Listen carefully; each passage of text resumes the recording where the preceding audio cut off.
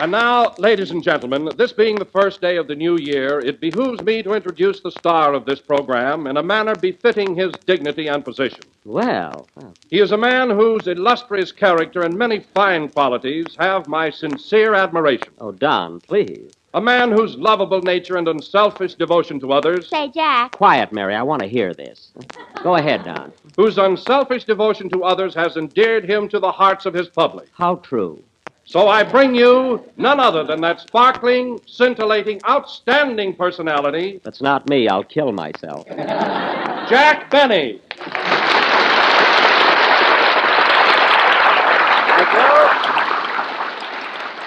Thank you. Hello again. This is Jack Benny talking, one of the sweetest guys I've ever met. And, Don, I want to thank you for that beautiful introduction. You know, as a rule, a man has to be dead before he gets such a lovely tribute. Well, I wrote it just before the broadcast while you were lying down. Oh, you didn't expect me to get up, eh? Well, I am pretty tired after last night. Hey, by the way, Don, what did you do New Year's Eve? Did you have any fun? Oh, I had a swell time, Jack. Simply wonderful. That's good. First, I took my wife to a movie, and then we went to the Coconut Grove to celebrate. Well, that was nice. First a picture, and then the Coconut Grove. I suppose you danced a lot. No, my wife left her shoes in the movies. Well, there's nothing like relaxing at the cinema. I often slip my shoes off myself, but I'm getting so absent-minded, I'm not going to do it anymore. You're not. No, the other night at Grauman's Chinese, I was clear down to my underwear before the usher stopped me. Oh, it was embarrassing. I can imagine. Well, tell me, Jack, how did you spend New Year's Eve? Any excitement last night? Well, I had a fairly good time, Don. I took Mary to the Wilshire Bowl, you know, where Phil Harris is playing. Oh, you did? Yeah. Say, you had a pretty good time in my place last night, didn't you, Jackson? Yes, I had a nice time, Philson. But as long as it was your place, you might have seen that I got a decent table. What are you talking about? Your table wasn't so far away. It wasn't. I was so far from the bandstand, I couldn't even see the circles under your eyes.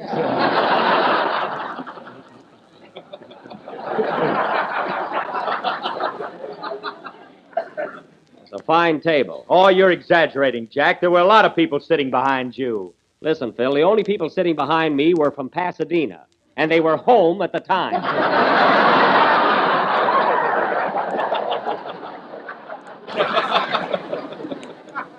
What a New Year's Eve. Well, Jack, maybe Phil couldn't help it. New Year's Eve is a big night, and after all, first come, first serve. That's what burns me up, Don. I was the first one in the place. I got there so early, the manager asked me to help blow up the balloon.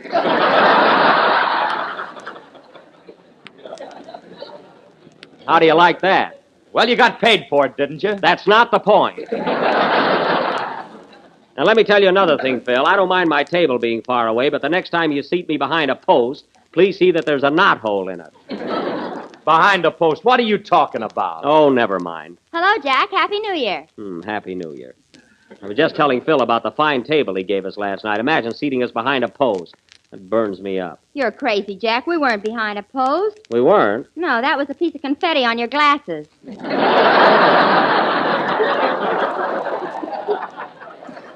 Well, why didn't you tell me? I nearly broke my neck trying to peek around it. Anyway, post or no post, we were certainly sitting far enough away from everything. Well, I'm glad we were. I was so ashamed sitting next to you with that old-fashioned tuxedo you had on. Why don't you buy a new one? Oh, how often do I wear a tuxedo? Besides, it isn't so old. It isn't. No. Go on. I put my hand in your pocket and pulled out a program from Ford's Theater. Listen, Mary, that suit might be a little out of style, but they're still wearing single...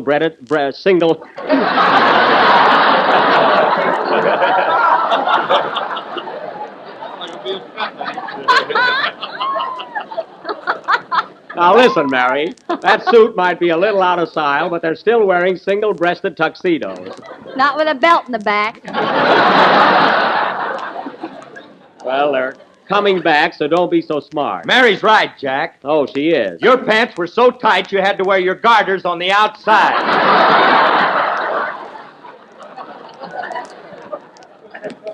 Listen, Maestro, one more crack out of you, and you'll be leading the organ on the Lum and Abner program.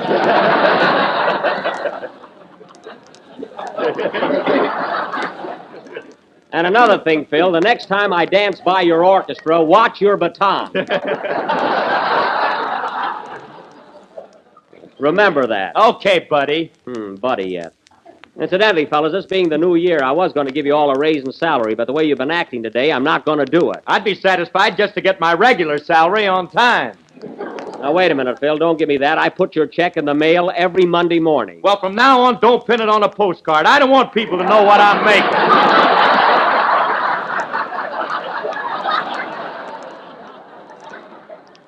All right, Phil, cut out the beefing.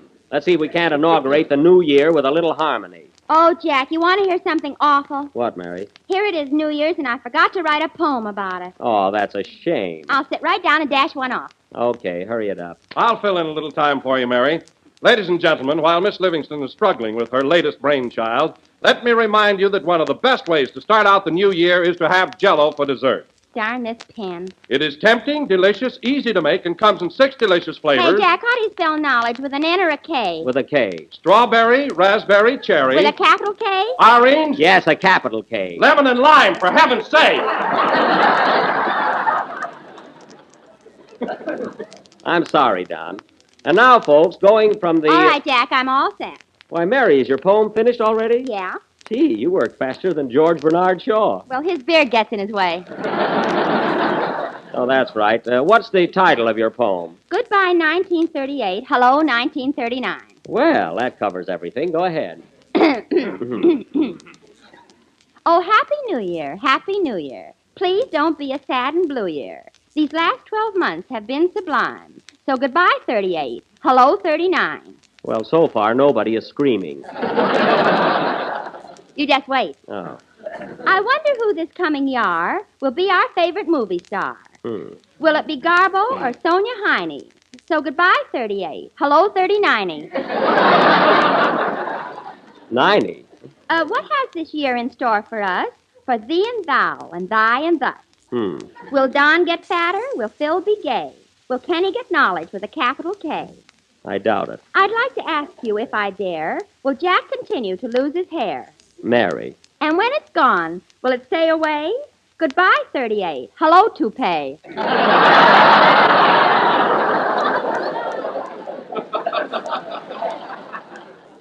Mary, get to the last verse, will you? It's coming up now. That's good. Oh, Happy New Year, Happy New Year. Please don't be a sad and blue year. We will give you one more chance. So goodbye, Broadway. Hello, France. Well.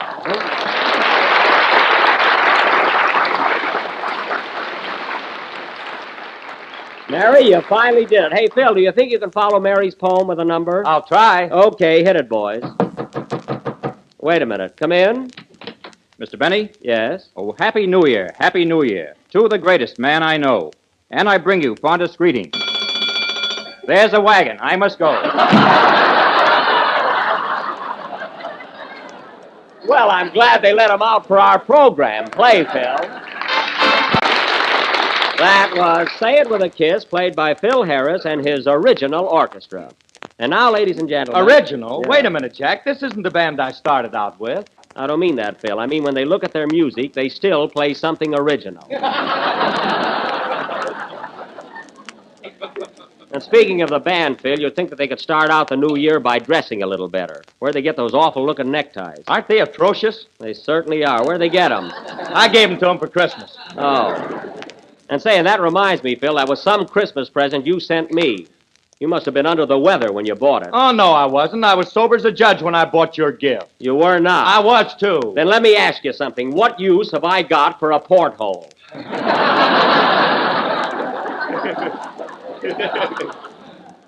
Isn't that a fine present, Mary? A porthole. Well, if your head gets any bigger, you can use it for a monocle. All right, don't make it any worse than it is. Oh, hello, Kenny. Hiya, Jack. Happy New Year.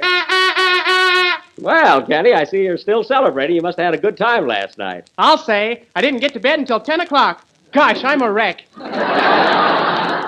Kenny, how can you be a wreck if you went to bed at 10 o'clock? I slept in a folding bed and I forgot to pull it down. Well, it's none of my business, Kenny, but would you mind telling me how you got into a folding bed without pulling it down first? I'm not going to tell till I get it patented.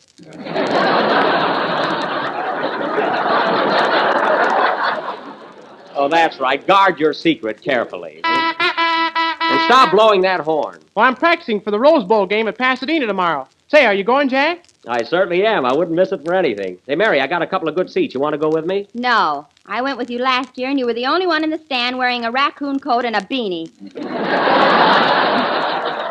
Well? And the way you were waving that pennant around, I was so embarrassed. Well, what's wrong with waving a pennant? Yours said Waukegan High School on it.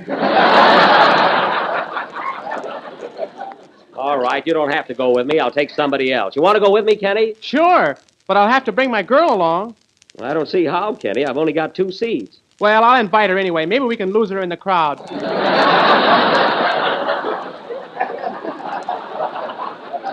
Yes, that ought to solve our problem. Incidentally, I mislaid my tickets somewhere in the house. I hope Rochester finds them. Hey, Jack, who do you pick to win the game, Duke or USC? Well, Phil, I'm a USC man myself, and I think it's a cinch for them to win. Oh, you do, eh? Well, how much do you want to bet?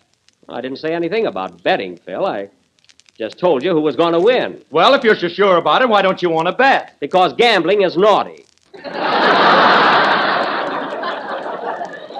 And you know it. You mean because you're a scaredy cat? Scaredy cat. Listen, Harris, what are the odds on the game? 2 to 1 on USC. All right, wise guy, I'll bet you 20 cents to a dime, and put up or shut up.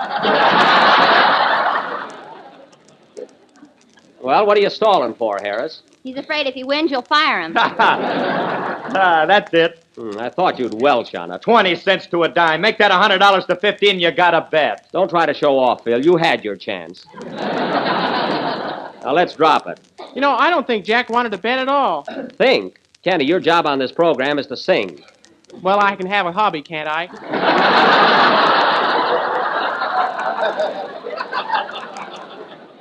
You better stick to stamps, Kenny, and go ahead with your song so we can get to do our play tonight. Okay. Hold it a minute. That must be Rochester. I asked him to call me. Hello? Hello, Mr. Benny. This is Rochester. Yeah, I was waiting for your call. Did you find my 2 tickets for the Rose Bowl game? No, I look high and low. I can't find them anywhere. Doggone it, that's a shame. Well, keep on looking. They might be in the house. They must be in the house someplace. Okay. So long. So long. Say, boss, can I have tomorrow off? I gotta go to a wedding in Pasadena.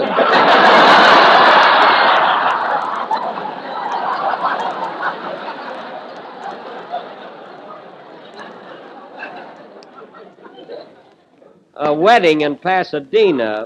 Tell me, Rochester, who's getting married? What was that, boss? I said, who's getting married in Pasadena tomorrow? Oh, aunt of mine. An aunt of yours, eh? Who's she marrying? Some fella that's going to be my uncle. Uh-huh, I see. Now, at what time does this wedding take place? They kick off by 1:30. What's that? What did you say? Nothing. Keep quiet, operator. Rochester, there was no operator on the line. Now, you found those Rose Bowl tickets, didn't you? Well, You found those tickets, didn't you? am I under oath? Answer me. Did you or did you not find those tickets? Sing, Kenny. Listen, Rochester, when I get home tonight, I want to find those 2 tickets on the dresser in my bedroom. Okay, boss. Happy New Year.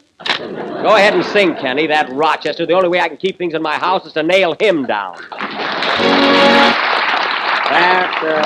That was I Promise You, sung by Kenny Baker. And, Kenny, that was very good for a fellow who stayed up until 10 o'clock. And your voice hardly showed it. Oh, I'll pull myself together in a couple days.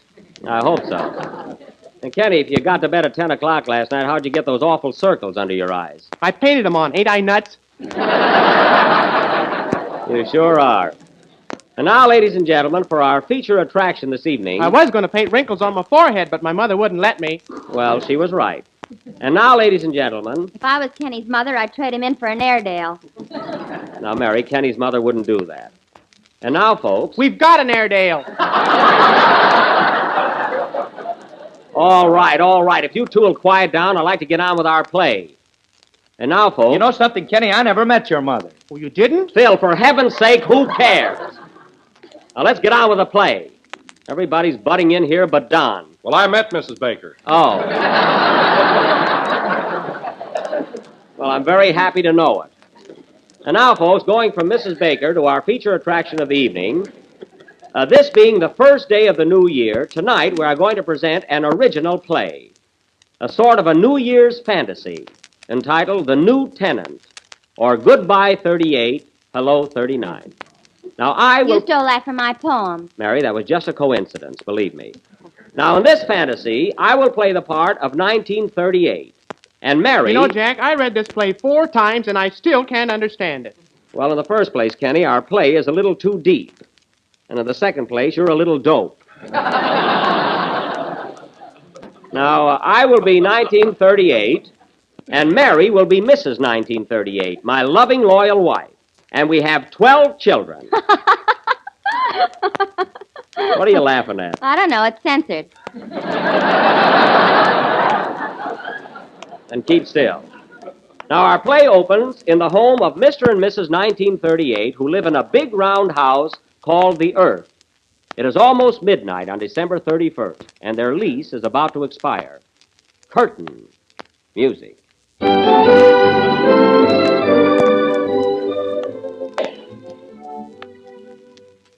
Oh, Mariah.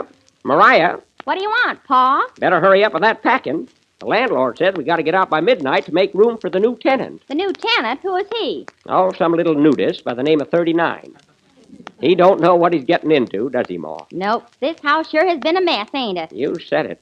Remember a couple of months ago when the bathtub ran over and got New England soaking wet? I sure do. And say, Pa, what about the time last spring when the roof leaked and we had to hang Los Angeles out to dry? Wasn't that awful? Yep. Hey, Pa, turn on the moon. I can't see what I'm packing here. Okay. Hey, Moon, What do you want, you old fossil? I want some light down here. And quit winking at my wife. Okay. Say, you want some milk, too? Milk? Yeah, a cow just jumped over me. Well, I'll be darned. Quit gabbing, Pa. We ain't got much time. That's right. Darn those shooting stars, they're having a feud again. Doggone it, Pa. Even with all our troubles, I kind of hate to leave here. So do I. After all, we did have a lot of fun. Remember the time that scallywag Howard Hughes flew around our house in 5.5 days? Do I? He sure had me dizzy. And then that fella Corrigan. He started to fly from the kitchen to the parlor, and the darn fool ended up on the back porch. Say, Pa, did you pack up all the swing music? I'm doing it now. Flatfoot Flugie with the Floyd. Might as well take that with us. Say, Ma, it's 5 minutes to 12. We better start rounding up the kids. Where are they? Well, January, February, and March are outside playing on a cloud. Oh, where's April? He's taking a shower. Oh, he's always doing that. The rest of them are around here someplace. Well, tell him to stick close. We're going to leave in just a few minutes. I wonder who that can be. I'll go over and see. A tisket, a tasket. Boy, am I sick of that. Well, look who's here. Who is it, Pa? It's old man Mars from across the Milky Way. Hiya, Mars. Hiya, neighbor. Heard you were leaving tonight, so thought I'd drop over and say goodbye. Well, that was mighty sweet of you. Say, I sure handed you a scare a couple of months ago, didn't I? You certainly... Hey, what was the big idea, anyway? Well, I really didn't mean it. I was lighting a cigarette, and I reached down in the Hudson River to put the match out. And what happened? Well, my hand slipped, and I gave New Jersey a hot foot. You sure did. Say, Mars, you'll have to excuse me now. It's almost midnight, and I got to be getting out of here. So long. So long. Oh, say, I got my rocket ship outside. Can I give you a lift anywhere? No, thanks. We'll be all right. Say, those rocket ships smoke a lot, don't they? Yeah, the exhaust pipes are bad. I just flew by heaven, and now angels really got dirty faces. Well, if you pass by the other place, give my regards to Fred Allen. So long, Mars. So long. Well, Ma, it's almost midnight, so put on that silly hat of yours and let's get going. Okay, Pa. There's the first stroke of 12. I wonder what's keeping the new tenant. Don't worry, he'll be here. Doggone, Ma, I forgot to find out where we're moving to. Thought you bought a place over on Jupiter. No, but I took a look at Venus. Time's a-fleetin'. We can't leave until that little brat gets here. That must be him now. Yep. Come in. Well, hello, young fella. Are you the little New Year? I ain't Bobby Brain. Well, my boy, come right in. Well, this is it, young man. Tell me, what do you think of your new home? Boy, what a dump. This house could stand a lot of fixing up. I know it, son. A lot of things wrong here, my boy. Yes, sirree. That Spanish shawl on the piano there is all ripped and torn. Need a lot of mending. And another thing, the china is just about all smashed to pieces. And while I think of it, son, if you see some little lost sheep roaming about, try and find a place for 'em around the house somewhere. I'll do what I can. For heaven's sake, let's get going. Just a second more. Now, there's just one more thing, young fella. What's that? May not sound like much, but it's a mighty big issue. Your greatest worry, my boy, is going to be to pick out a Scarlett O'Hara. That had me groggy all year. Come on, Pa, you're talking too much. I'm coming, more.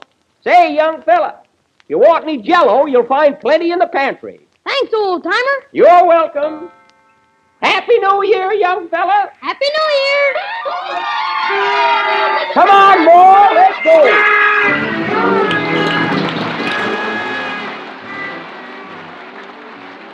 This is the last number of the 14th program in the new Jell-O series. And we will be with you again next Sunday night at the same time. Are you listening, Tommy? And now, ladies and gentlemen, I would like to announce that in response to many, many requests, and owing to a renewed and timely interest, we are going to present our version of Walt Disney's famous picture, Snow White and the Seven Dwarfs, next Sunday night.